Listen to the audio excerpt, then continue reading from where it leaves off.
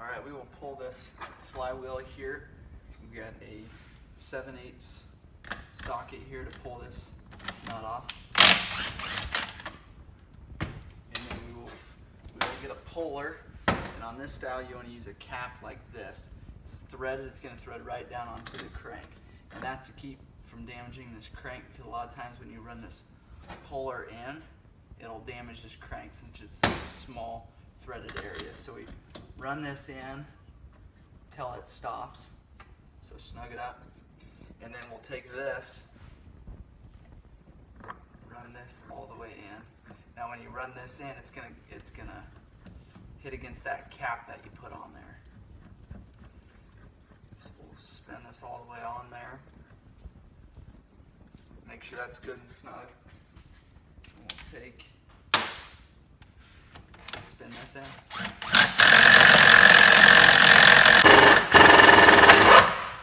You can feel it pop off. Now you're not going to be able to turn it very far because you've got that cap on there holding it on. So just make sure you feel the pop when it pops off, and then it'll be hitting that cap. So you got to pull that cap off of there. Slide the flywheel off here. This is the flywheel. This is the one-way gear for the starter gear. This is the one-way bearing. So if this gear sits on there and will go either way, this bearing is bad. So we'll set that down there. We'll pull. There's a cotter pin on the bottom side of the crank here. We'll take that out, and then we'll be able to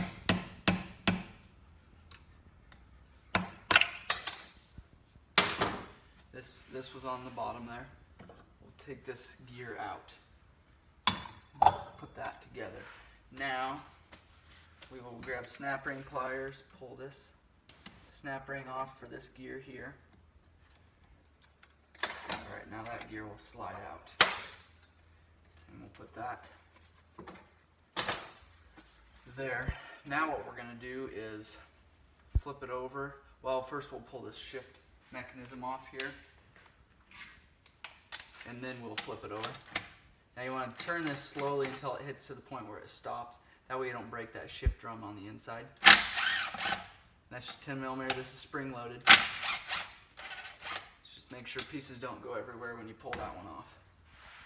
So you've got your shift mechanism here, shift detent there, and then this has got a little key in there. You can pull it out. It might stay in for you.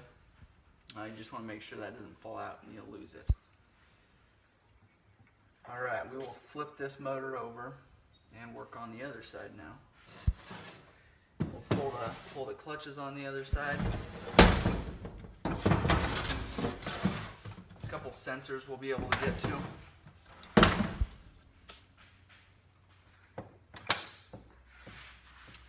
And we've got all kinds of 8mm bolts all the way around this. We will start tearing into all these.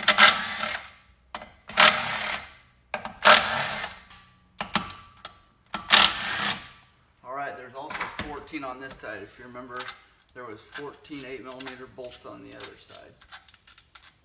Alright, then we will pull that cap, and it's aluminum cap, or aluminum cover, so just put pressure. Pop off of there. Now this should not have oil inside of there. This gasket is to keep water out, dust out. Alright, we will pull these two sensors off. 22mm wrench for this one here.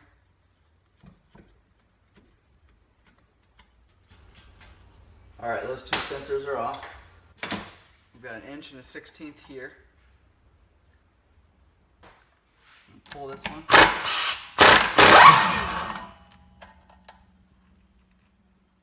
And we'll pull this one. Okay, both of those are off. Now this one, when it goes back together, you need to line.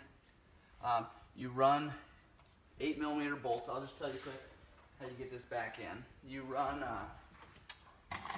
smaller bolts like this back in.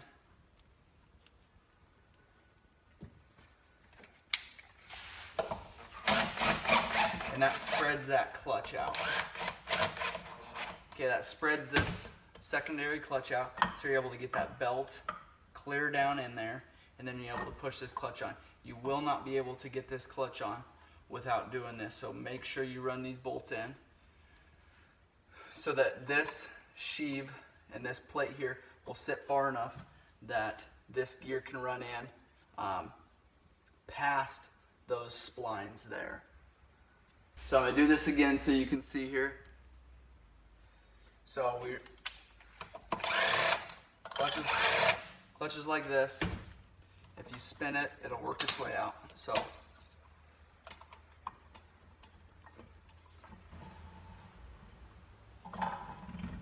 okay, right now, okay, so putting this clutch back together,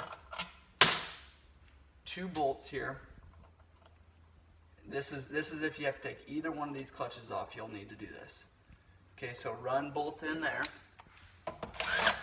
Pin those clear down so that this clutch opens up. Spread that, push that belt in like that, and then you're able to sit this down.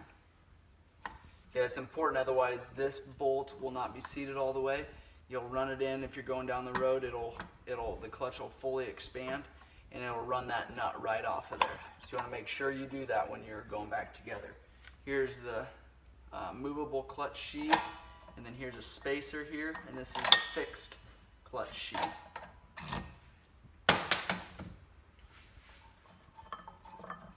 And we can run that belt off of there. And we'll take these bolts out.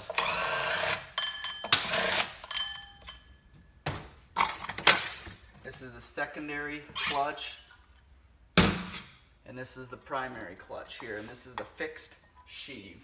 So we'll pull this. These splines will have to line up to pull it off here.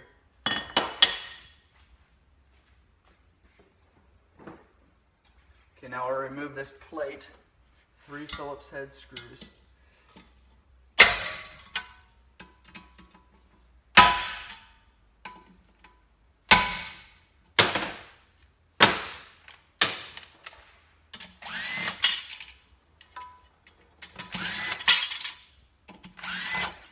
Next, we'll remove what's called the outer crankcase cover. That's all these bolts here, all these 8mm bolts here. And that'll allow us to get to the centrifugal clutch, which is this right here. So 8mm bolts all the way around this one. And there was 15 bolts on this one.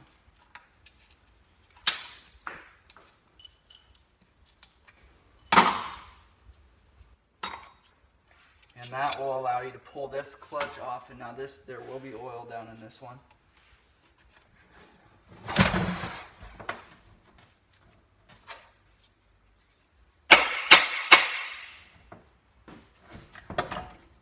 Alright, we've got your centrifugal clutch here, your outer housing here, one-way bearing here, gear position sensor here, centrifugal clutch, so you can see it. Gear position sensor here, centrifugal clutch shoe pack assembly here.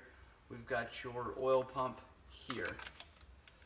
So we will, and then you can see your cam chain is back behind there.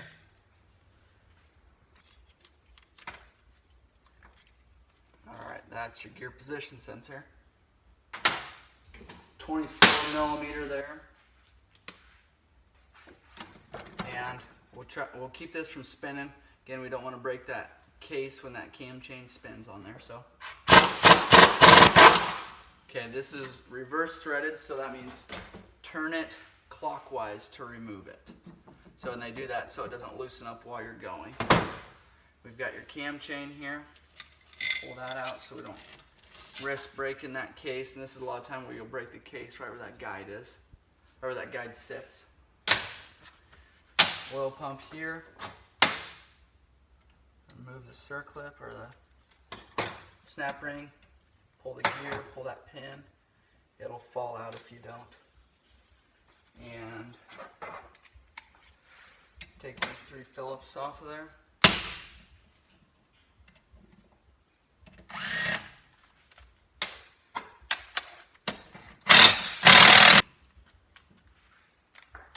I just held the crank there with my hand while I took this one off. This is regular threaded, and there's also a pin on there that can be removed so that it doesn't fall out, but also when you're splitting this case, that case will catch on this pin here and not allow that case to split, so you want to make sure you take that out. Now I'll pull this oil pump.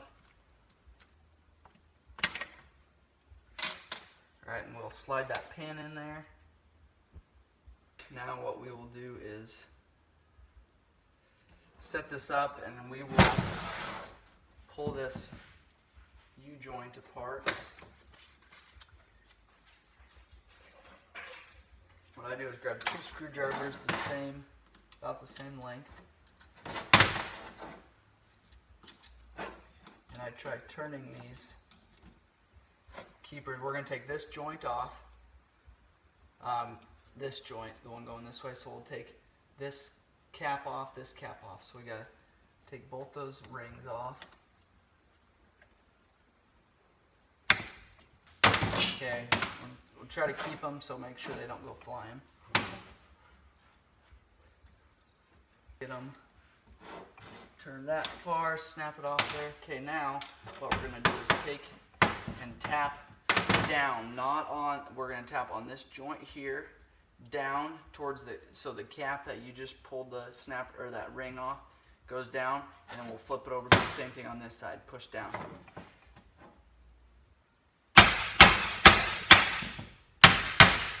Now what that does is allows you to pull that cap off.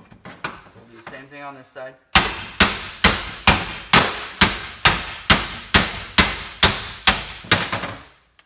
Again, able to pull that cap off there. Now we'll pull this joint and then put that joint back together. So if you can hang on to this, slide that off of there. Now going back together, it's easier to use a vise, but I'll try doing it here without, so you guys can see. But stick that U-joint through, set that on there.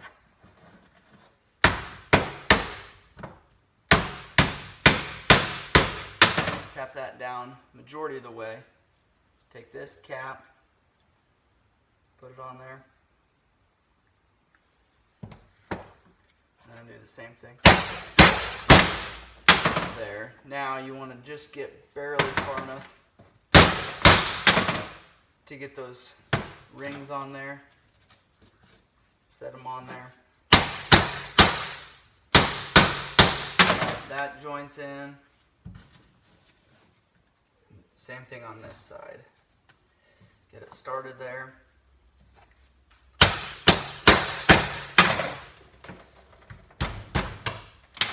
Alright, that one's in as well. So then you've got your shaft completely put back together. And that's the way that we'll sell it. Now what we'll do is start pulling bolts to split this case. So we've got a couple 12 millimeters. We've also got some quite a few 8s.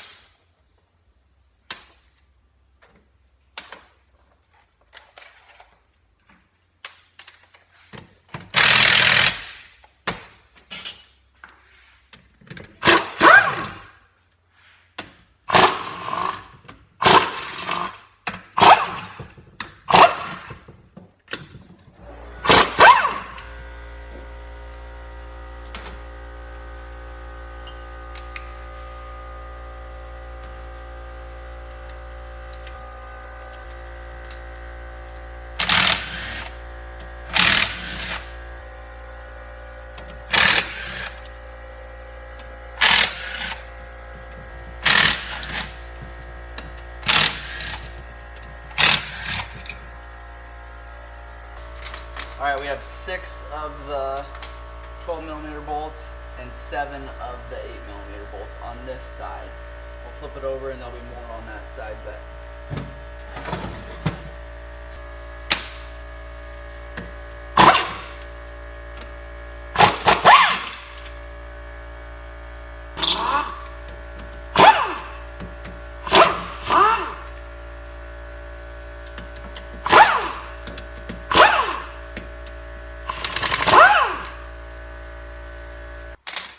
case bolts are removed. And we will go ahead and split this case.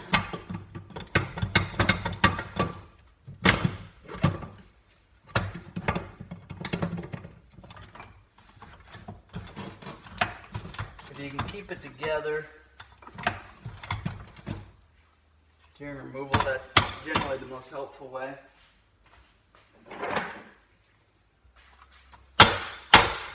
There we go.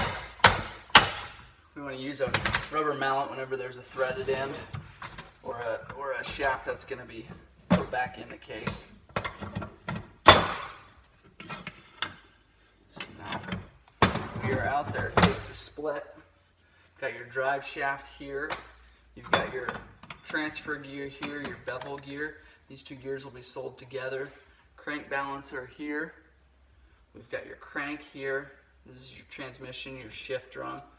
This is your front output shaft going this way. This is your rear.